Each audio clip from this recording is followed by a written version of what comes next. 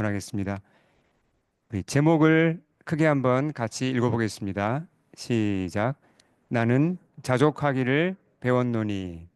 네, 이 제목은 이제 오늘 말씀 중에 바울이 빌립보 교회에 이제 한 고백이죠. 네, 자족이라는 단어를 주목하시면 좋겠습니다. 어, 빌립보서는 우리가 알듯이 몇 년 전에 우리가 빌립보서를 전체를 다 이렇게 공부한 적이 있죠. 제가 설교를 한 적이 있습니다. 빌립보서는 그 빌립보라는 도시, 지금의 그리스 지방이죠. 예, 지금 터키가 보이고 오른쪽으로, 그다음에 그 가운데 그리스 지역입니다. 거기 빌립보라는 도시가 있죠.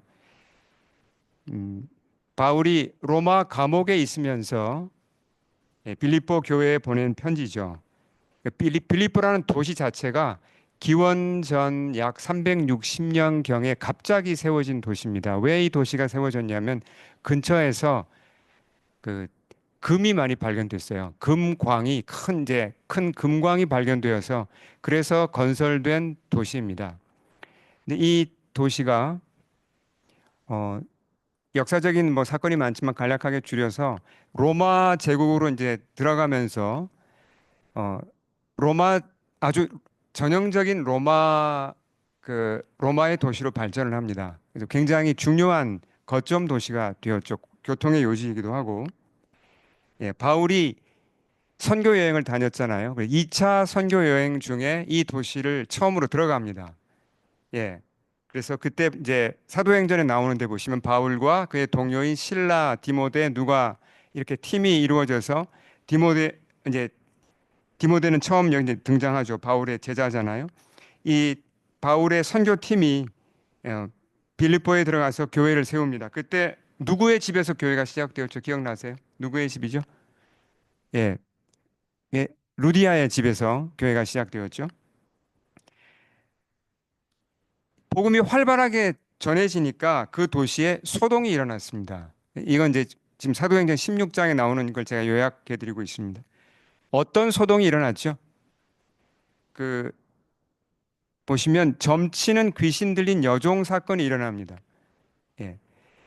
그러니까 영어 표현을 보시면 그 아주 어린 그 걸이라 그랬습니다. 슬레이브 걸. 예. 한 10대쯤 됐던 것 같은데 그런 소년대 그 귀신에 사로잡혀서 점을 치는 이제 그런 일을 했습니다. 그래서 그 주인이 이제 종이니까 주인이 한 명이 아니라 여러 명이 있었다 그래요. 주인들이 굉장히 많은 돈을 벌었다 그럽니다. 예. 근데 어떤 일이 일어났습니까? 바울이 이제 이 여종을 이 10대 소녀를 어떻게 도와줘 가지고 귀신에서 해방됩니다. 그러니까 귀신이 떠나가니까 더 이상 점을 칠 수 있을까요? 점을 못 치게 되었죠. 자, 실제로 어떤 일이 일어난 겁니까? 한 소녀가 악령에 붙잡혀 있다가 이제 해방된 거예요. 그러면 어떤 반응을 보이는 게 마땅합니까? 이 얼마나 기쁜 일입니까? 이 아이가 내 딸이라면, 내 친척이라면 얼마나 기쁘고 감사한 일입니까? 근데 주인들은 전혀 기뻐하지 않았습니다. 왜요? 큰 수입을 얻었는데 다 날아갔잖아. 이제 더 이상 그 고객을 받을 수 없고 돈을 벌지 못하니까 화를 내고 바울과 신라를 공격을 합니다. 그래서 막 군중을 막 동원을 해가지고 바울과 신라를 그 복음을 전한 사람들을 이제 공격을 하고 고소를 해서 결국 바울과 신라가 체포되고 매를 맞고 감옥에 들어가게 되죠. 그 유명한 사건이잖아요. 자, 이 사건을 다시 한번 잘 보세요. 빌립보라는 도시에 복음이 전해졌습니다. 악령이 쫓겨나가고 한 소녀가 구원을 받았습니다. 처음으로 복음을 들은 거예요. 그러면 이 도시 사람들에게는 지금 누가 가까이 온 겁니까? 예수님이 가까이 온 겁니다. 손만 내밀면 이 예수님을 만날 수 있고 영원한 운명이 바뀔 수 있고 인생이 달라질 수가 있습니다. 정말 하늘의 생명을 받을 수 있는 기회가 바로 앞까지 왔는데 어떻게 했죠? 그 사람들이 어떻게 했습니까? 복음을 전하는 자들을 감옥에 쳐넣었습니다. 아니, 어떻게 이럴 수가 있어요? 어떻게 이렇게 어리석은 일을 할 수가 있어요? 구원을 거부한 거죠. 예수님을 거부한 겁니다. 그렇잖아요. 그런 일이 일어난 거예요. 자, 보세요. 비교해 볼 게 있습니다. 우리가 대조해 볼 게 있습니다.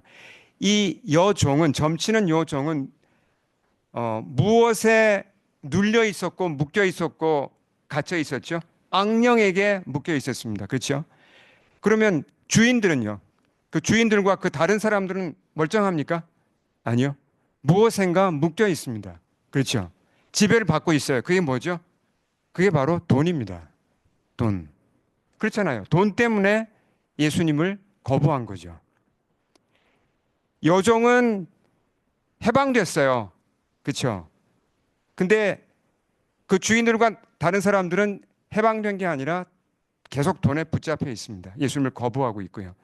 돈의 힘이 이렇게 돈이 잘못 쓰이면 이렇게 무섭다는 겁니다. 그런 배경 하에 우리가 빌립보서를 좀 봐야 됩니다. 그런 도시예요. 빌립보라는 도시가. 예. 바울이 빌립보를 떠났습니다. 바울은 잠시 머물다가 이제 떠났죠. 그리고 몇 년 동안 복음을 전하다가 바울이 어떻게 됩니까? 예, 체포되어서 이제 잘못하면 사형을 당할 수도 있고 로마로 이제 죄수의 몸으로 로마로 갔습니다. 그 로마의 감옥에서 이 편지를 지금 빌립보 교회에 보내고 있는 겁니다. 그 빌립보 교회를 이제 보면 빌립보 교회는 세워져서 잘하고 있죠. 근데 그 빌립보 교회에도 교회란 곳이 그렇습니다. 뭐 100% 교회가 문제가 없는 교회, 뭐 우리 교회는 아무 문제가 없다, 너무 건강하다 이런 교회는 없죠. 성경에 나와 있는 이 빌립보 교회에도 내부에도 문제가 있었고 외적으로도 문제가 있었습니다. 늘 문제가 있는데 그 가운데 성장하는 거죠. 빌립보 교회에 이제 문제가 있어서 고민이 있었어요. 어떻게 이걸 해결하지? 그러면서 바울이 그 교회 초대 이제 목사라고 할 수 있으니까 도움을 요청을 해요. 누구를 통해서? 그때는 뭐 SNS도 없고 뭐 어떻게 할 수가 없어서 사람을 보냅니다. 에바브로 디도가 빌립보 교회 소식을 가지고 바울에게로 가요. 로마로 갑니다. 그래서 지금 빌립보 교회에 이런 문제가 있습니다. 이거 좀 어떻게 하죠? 도움을 요청하니까 바울이 그 소식을 듣고 도와주기 위해서 편지를 쓴 것이 빌립보서가 된 거예요. 예, 이해하시겠죠? 근데 빌립보서를 보면요. 빌립보서 여러분 금방 읽을 수 있습니다. 모두 그 챕터가 4개밖에 안 되는데 각 챕터가 또 짧아요. 모두 104절밖에 되지 않습니다. 104절. 그 중에 10%를 어디에 하냐면 돈과 재정에 관한 주제에 할애를 하고 있어요. 흥미롭죠. 물론 빌립보서에 중요한 주제가 많습니다. 그걸 오늘 우리가 그것을 다루지는 않고 오늘 읽은 본문이 바로 그 money matters, 돈과 재정에 관한 주제 부분이에요. 예. 그래서 빌립보 성도들에게도 이게 굉장히 중요한 거라는 겁니다. 우리가 크리스찬으로 살아가지만 돈과 재정에 대해서 바른 신앙적 가치관, 성경적인 가치관이 없으면 신앙이 이게 잘하지 못해요. 막힙니다. 그래서 바울이 이 문제를 이제 도와주는 겁니다. 오늘 우리가 이 본문을 통해서 2가지 중요한 가르침을 잘 듣겠습니다. 예, 저의 가르침이 아니라 당연히 이 성경에서 바울이 가르치는 거죠. 자, 첫째 가르침은 우리 크게 한번 우리 읽어보겠습니다. 시작. 어떤 환경 속에서도 자족하는 법을 배워야 합니다. 자, 이걸 이제 바울이 얘기하는데요. 자, 10절을 한번 보겠습니다. 10절도 읽어볼까요? 시작. 내가 주 안에서 크게 기뻐함은 너희가 나를 생각하던 것이 이제 다시 싹이 남이니 너희가 또한 이를 위하여 생각은 하였으나 기회가 없었느니라. 이제 말을 좀 돌려서 했는데 바울이요. 무슨 얘기를 하냐면 바울이 기뻐한다 그랬습니다. 크게 기뻐한다 그랬죠. 왜요? 너희가 나를 생각하던 것이 빌립보 성도들이 바울을 생각했습니다. 바울의 어려움을 생각하고 바울을 어떻게 도울까 생각하고 바울에게 어떻게 헌금을 보낼까 생각한 겁니다. 바울이 실제로 여러 어려움을 겪고 있으니까 바울을 도와주고자 한 겁니다. 그러다가 결국 에바브로 디도가 가는 그 편에 헌금을 보냈어요. 바울에 대한 후원금이었죠. 성교헌금이었고, 예, 그걸 받고 바울이 기뻐하는 겁니다. 이게 내가 이제 내가 지원을 받아서 재정 지원을 받아서 크게 기뻐한다는 것도 있지만 더 큰 기쁨은 어디서 온 겁니까? 빌립보 성도들이 이렇게 성장하고 있는 걸 보면서 바울이 크게 기뻐한다는 겁니다. 자, 그때 이제 바울의 입장을 보면요.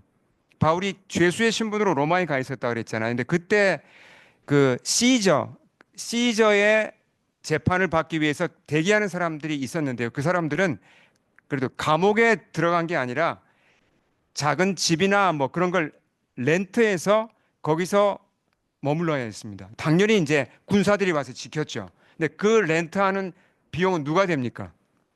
죄수 자기가 내야 돼요. 예. 그러니까 바울이 그래서 사도행전에 보면 집을 렌트해서 그 집에서 예, 재판을 기다렸다는 기록이 나오죠. 그 렌트비는 누가 냅니까? 바울이 내야 돼요.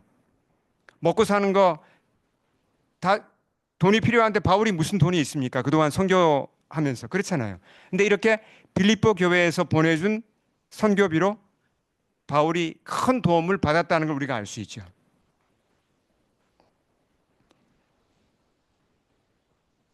그러면서 바울이 계속 재정 이야기를 합니다. 자, 11절 같이 읽어보겠습니다. 시작.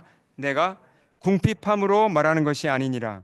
어떠한 형편에든지 나는 자족하기를 배웠노니. 바울이 경제적으로 어려움을 겪어봤습니까? 네, 겪어봤습니다. 사도행전에 보면 바울이 자기가 배고픔을 당했다고 하죠. 풍부함도 겪어보았을까요? 아주 부유함도요. 바울은 과거에 바리새인이었고 아주 잘 살던 사람이었습니다. 근데 이런 경험을 통해 그가 배운 게 있다 그랬죠. 그게 뭐죠? 예, 자족하기입니다. 예, 굉장히 중요한 단어입니다. 우리가 일반 사회에서 쓰는 자족하기하고는 좀 이게 색깔이 달라요. 많이 다릅니다. 그래서 오늘 잘 들으셔야 돼요. 바울이 뭘 배웠다고요? 내가 자족하기를 배웠다 그랬습니다. 자족한다는 말 자체는 쉽죠, 우리가. 그러니까 스스로 만족한다는 말이고, 현재 내가 가진 것으로 만족한다는 게 자족이잖아요. 근데 솔직하게 우리가 경제적으로 어려우면 자족하기가 쉽습니까? 예를 들어서 지금 바울이 죄수로 무슨 많이 돈이 있겠습니까? 그러니까 이게 궁핍해지면 먹을 걸 먹어도 가짓수가 줄어드나요? 늘어나나요? 줄어들죠. 먹고 싶은 거 못 먹고 빵만 먹어야 되고 뭐 밥만 먹어야 되고 이렇잖아요. 좀 불편하죠. 그리고 좀 고통스럽고 옷도 막 여러 벌 내가 입을 수 없고 단벌로 지내야 될 수도 있고 이런 불편함이 있잖아요. 근데 어떻게 그런 상황에서 자족할 수 있지? 좀 너무 좀 무리한 거 아닌가? 그런 생각이 들기도 하죠. 근데 바울은 자기가 자족하기를 배웠다고 그러면서 너희도 빌립보 성도들이여 너희도 자족하기를 배우라고 지금 권면하는 겁니다. 근데 사람이 이 자족하는 게 중요한데요. 성경에서 말하는 자족은요. 정말 내가 자족을 배웠다. 자족할 줄 알면요. 어떻게 되냐면요. 만약에 여러분이 자족하는 걸 안다면요. 어려운 상황이 닥쳐도 그러니까 재정적으로 어려운 상황이 닥쳐도 하나님께 대한 감사가 끊어지지 않습니다. 그게 줄어들지 않는다는 겁니다. 계속 감사할 수 있고 그리고 마음의 평강이 흔들리지 않아야 내가 자족하는 겁니다. 그러니까 자족하지 못하면 어떻게 되죠? 환경이 어려워지면 하나님께 대한 감사는 어디론가 가버립니다. 그리고 예, 평강이 흔들리죠. 불안해져요. 계속 불안해집니다. 이게 자족이 없다는 거죠. 자족하지 못한다는 증거입니다. 자, 바울이 자족한다는 걸 좀 더 18절에서 더 설명을 하는데 우리 크게 한번 읽겠습니다. 시작. 내게는 모든 것이 있고 또 풍부한지라 에바브로 디도 편에 너희가 준 것을 받음으로 내가 풍족하니 이는 받으실 만한 향기로운 제물이요 하나님을 기쁘시게 한 것이라. 자, 솔직하게 좀 객관적으로 보면 좋겠습니다. 지금 바울이 어떤 처지라고요? 죄수잖아요. 집을 렌트해서 있긴 하지만 무슨 죄수가 뭐 얼마나 뭐가 풍부하겠습니까? 뭐 가구가 제대로 있습니까? 먹을 게 제대로 있겠습니까? 뭐 불편한 게 한두 가지가 아닐 텐데 그 지금 죄수의 몸으로 있으면서 뭐라고 얘기하죠, 바울이? 내게는 모든 것이 있고 뭐가 있다고요? 모든 것이 있다고 그랬습니다. 좀 이상하지 않으세요? 이 사람이 좀, 아, 좀 뭔가 좀 표현을 잘 못하는 게 아닌가 이런 생각이 들 만큼. 근데 실제로 바울은 모든 게 있다 그랬죠. 풍부하다 그랬습니다. 사람이 자족하게 되면 이런 상황에서도 예, 솔직하게 이런 고백이 나옵니다. 주님, 제게 모든 것이 있습니다. 주님, 저는 풍부합니다라는 고백이 나온다는 거죠. 예. 그러면서도 또 바울이 자기를 도와준 그 헌금을 보내준 빌립보 성도들에게 감사하고 있고 너의 헌금이 하나님이 받으시기에 하나님이 기뻐하시는 거라고 또 분명히 얘기는 해줍니다. 자, 그러면 이제 이런 질문을 제가 드릴게요. 크리스찬이 자족할 수 있는 근거가 뭔가요? 크리스찬이 뭘 근거로 자족할 수 있습니까? 그냥 해야 되니까 하는 겁니까? 뭐 어쩔 수 없이 그냥 하는 겁니까? 자족할 수 있는 근거가 뭐죠? 성경에 여러 군데에서 찾을 수 있는데요. 그 중에 하나가 시편 63편입니다. 시편 63편은 이제 다윗이 썼어요. 근데 맨 처음에 그 안내를 보면 다윗이 어디 있을 때 이걸 썼냐면 유다 광야에 있을 때 썼습니다. 유다 광야. 거기서 뭐 무슨 산책 나간 게 아니고 거기서 살 때 쓴 겁니다. 살 때. 예. 광야가 어떤 곳입니까? 살벌한 곳이에요. 잘못되면 길 잃으면 죽습니다. 먹을 거 없고 뭐 인가도 없고 물도 없고 뜨겁고 예, 살벌한 곳이죠. 거기에 있는 동안에 좀 뭐라 그랬죠? 읽어볼까요? 자, 5절 시작. 기름지고 맛깔진 음식을 배불리 먹은 듯이 내 영혼이 만족하니 내가 기쁨에 가득 찬 입술로 주님을 찬양하렵니다. 아니, 광야에서 무슨 기름지고 맛깔진 음식을 배불리 먹어요? 실제로 그렇지 않잖아요. 아마 빵 한 덩이 제대로 먹었으면 많이 먹었을 겁니다. 물도 겨우 마셨을 거고. 근데 지금 다윗이 뭐라고 고백했습니까? 저는 배가 부릅니다. 너무 잘 먹은 것처럼 저는 제 영혼이 만족합니다라고, 자족합니다라고 고백을 합니다. 어떻게 이런 고백이 나오죠? 이 어려운 상황에서. 그 앞에 3절을 보시면 이런 말씀이 있어요. 3절 같이 읽겠습니다. 시작. 주의 인자하심이 생명보다 나음으로 내 입술이 주를 찬양할 것이라. 이 가사로 된 찬양도 있죠. 주의 인자하심이라는 것은 steadfast love입니다. 영어 표현을 보시면 steadfast love. 그러니까 한결같은 사랑이죠. 그 광야 어려운 상황 속에서도 하나님의 사랑을 생각하니까 하나님이 나를 사랑하신다는 게 확실하니까 자족할 수 있는 거예요. 하나님의 선한 주권을 생각하니까 자족할 수 있는 겁니다. 물론 그 상황에 계속 있겠다는 뜻은 아닙니다. 뭔가 바꿀 수 있는 게 있다면 바꾸고 노력은 해야죠. 그렇지만 상황이 좋아질 때까지 나는 지금은 만족할 수 없어가 아니라 앞으로 상황이 좋아지도록 노력은 하겠지만 현재에도 나는 뭐죠? 내 영혼은 만족하고 감사한다고 그가 찬양하는 겁니다. 왜요? 하나님의 사랑 때문에, 하나님의 선하심 때문에. 이게 우리 크리스찬들이 자족할 수 있는 근거죠. 믿으십니까? 아멘. 우리가 자족하기를 배우지 못하면요. 자족하기를 배우지 못할 때 어떤 일이 일어나는지 한번 좀 점검을 해보겠습니다. 자, 재정적으로 어려울 때 어떻습니까? 내가 자족할 줄 모를 때, 자족하는 법을 잘 모를 때, 경제적으로 어려움에 처하면 불평이 나오나요? 불평 나옵니다. 하나님 원망하나요? 원망 나오죠. 사람 원망하나요? 원망하게 돼요, 사람도. 마음이 불안하나요? 네, 그렇게 됩니다. 자, 그러면 경제적으로 좋아지면요. 풍족해지면 그러면 이런 게 불안과 불평이 다 떠나가고 내게 강 같은 평화, 뭐 하루 종일 평화, 기쁨 속에 360을 살아갑니까? 아니면 어떻습니까? 너무나 이제 내가 바라던 건 다 얻었어요. 막 연봉이 올라가고 사업이 잘 돼서 재정적으로 문제가 없어요. 와, 내가 바라던 만큼 얻었다. 어떻죠? 자족합니까? 잠시는 자족할 수 있어요. 잠시 가는데요. 그 심리학자들이 얘기하는 이 쾌락의 쳇바퀴라는 게 있습니다. 그 허니문 피리어드라고 그러죠. 사람이 뭐 물건을 사든지 뭐 그럴 때 기쁘죠. 그 정말 내가 간절히 바라던 물건, 예를 들어서 우리 청년들은 가장 가장 사고 싶은 게 뭐예요? 스마트폰이랑 그다음에 뭐 게임용 컴퓨터 보통 그런 거 원하잖아요. 좋은 걸로 빵빵한 거 맞죠? 아, 맞아요? 예. 샀어요, 만약에. 스마트폰 최신형으로 샀다. 비쌉니다. 스마트폰 거의 뭐 1,500불까지 하죠. 최신형. 그 기쁨이 얼마나 갈까요? 그 만족이 얼마나 가는지 아세요, 혹시? 얼마나 갈까요?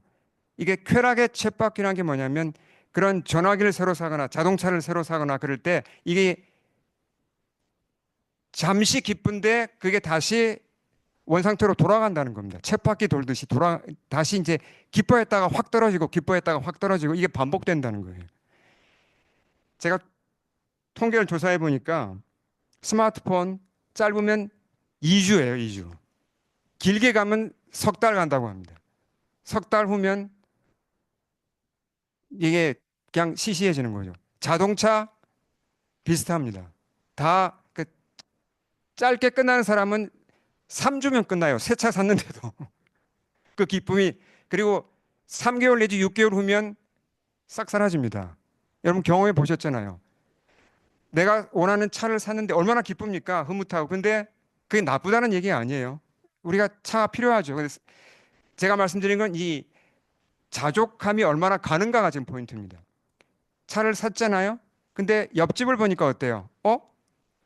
나보다 한 달 늦게 산 것 같은데 똑같은 값으로 도전 옵션이 있어. 그럼 어떻게 됩니까? 내가 이거 잘못 샀네, 이거.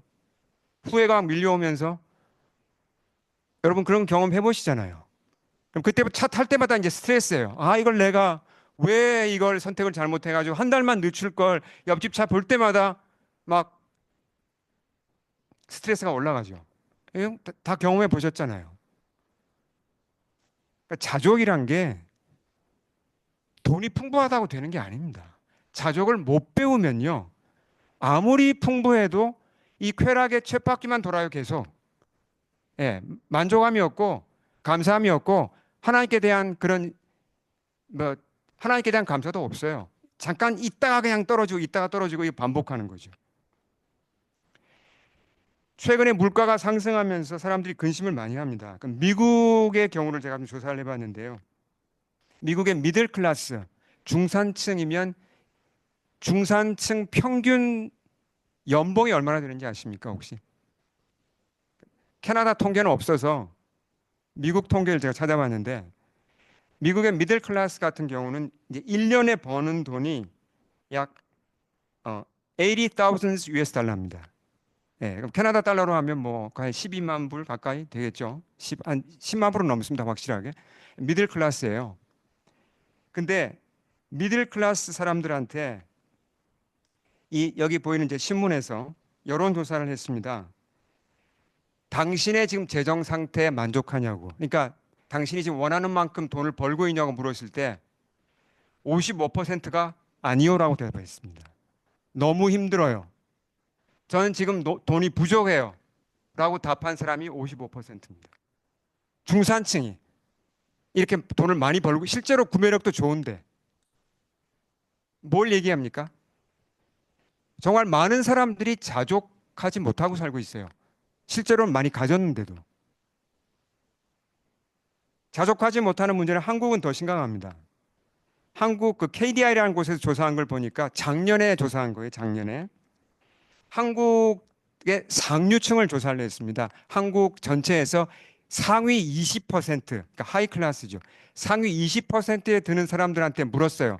당신이 재정적으로 상류인가 아니면 중류인가 하류인가 어떻게 생각하시냐고. 그러니까 상류 20%에게 물었을 때 뭐라고 답을 했을까요?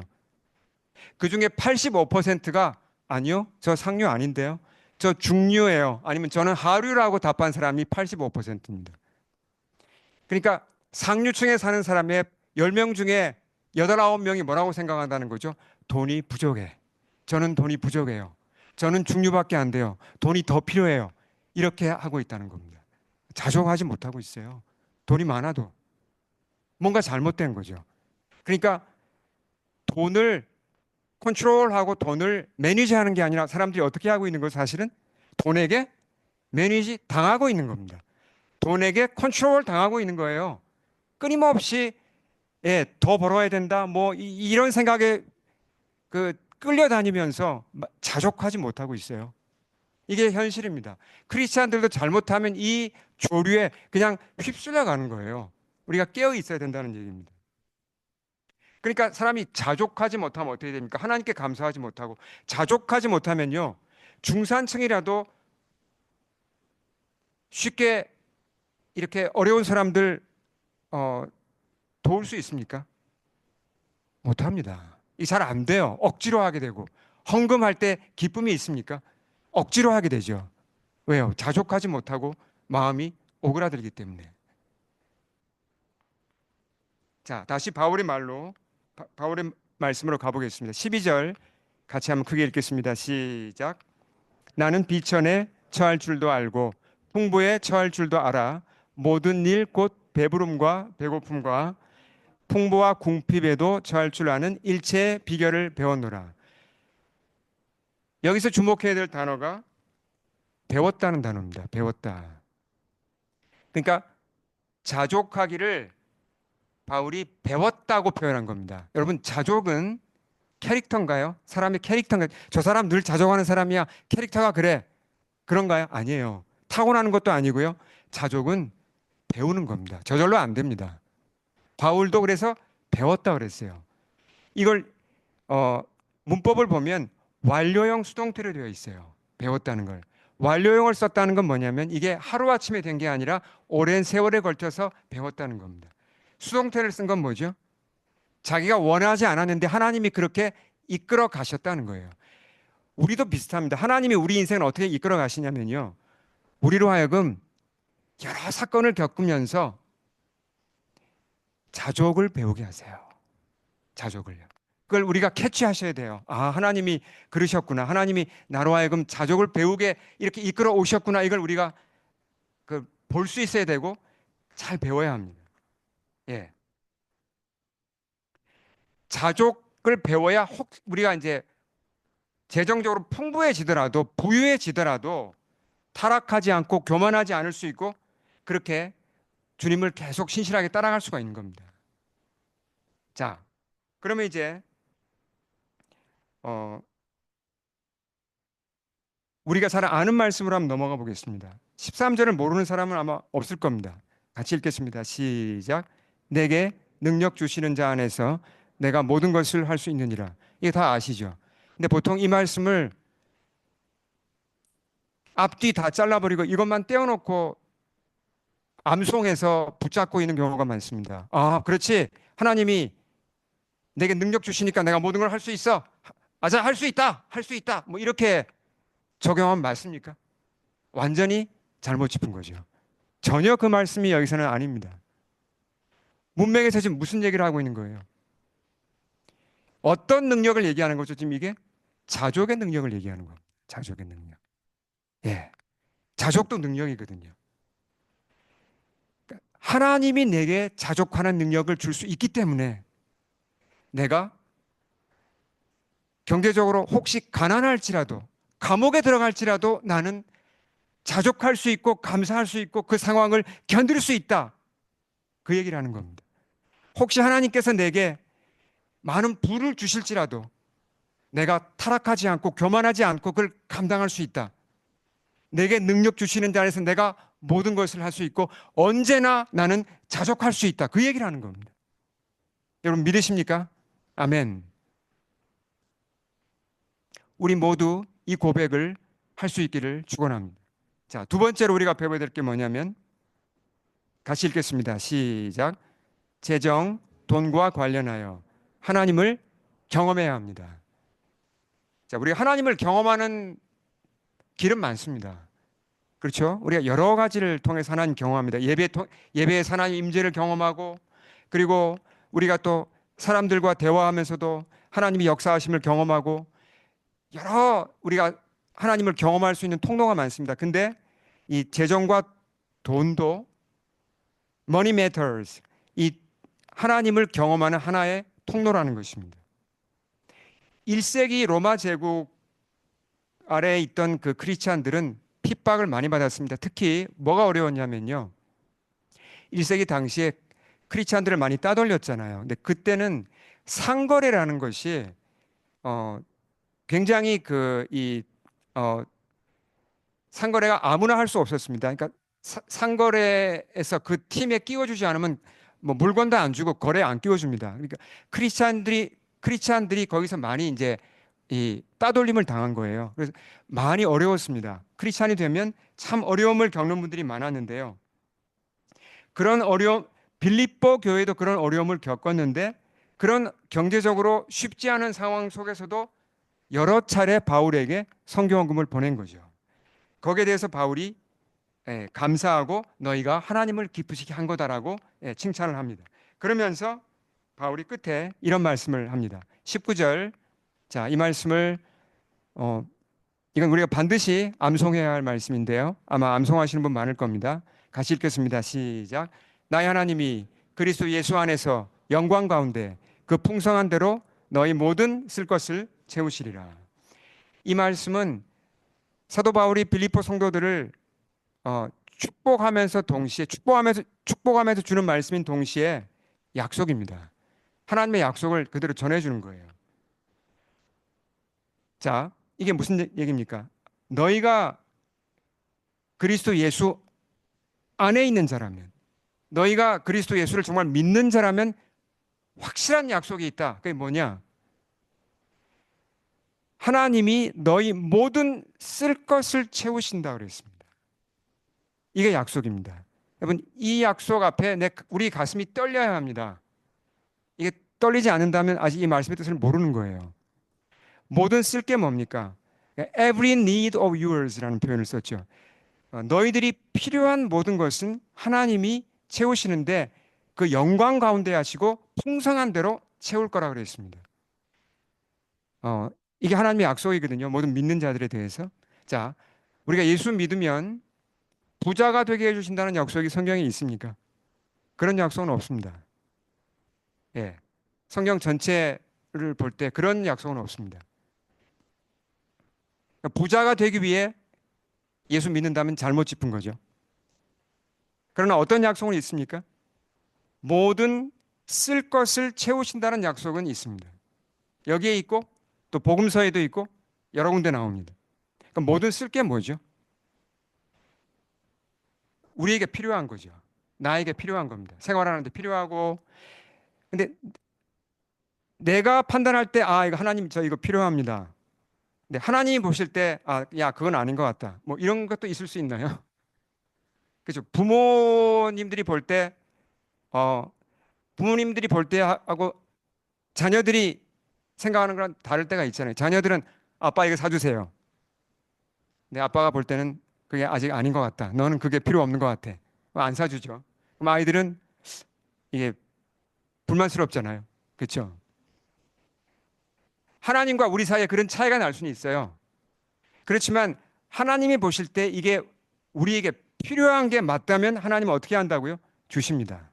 믿으십니까, 여러분? 이걸 믿고 체험해야 된다는 겁니다. 예.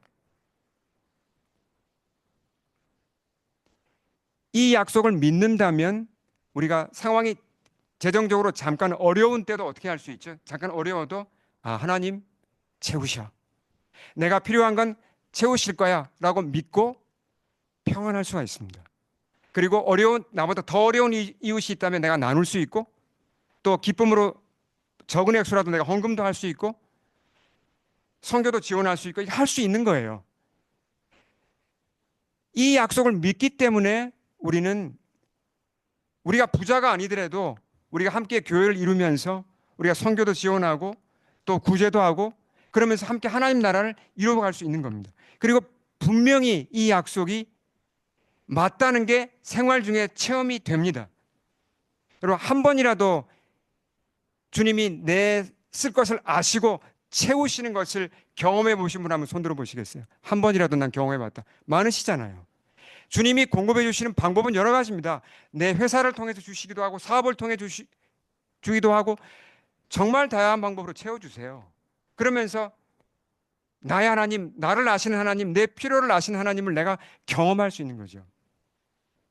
제가 처음에 저는 이제 여러분 잘 아시지만 이제 선교사로 이렇게 부름 받아서 이렇게 사역하다가 늦게 교회로 이제 교회 사역으로 부름 받아서 이제 목회의 길로 이제 들어오게 됐는데요.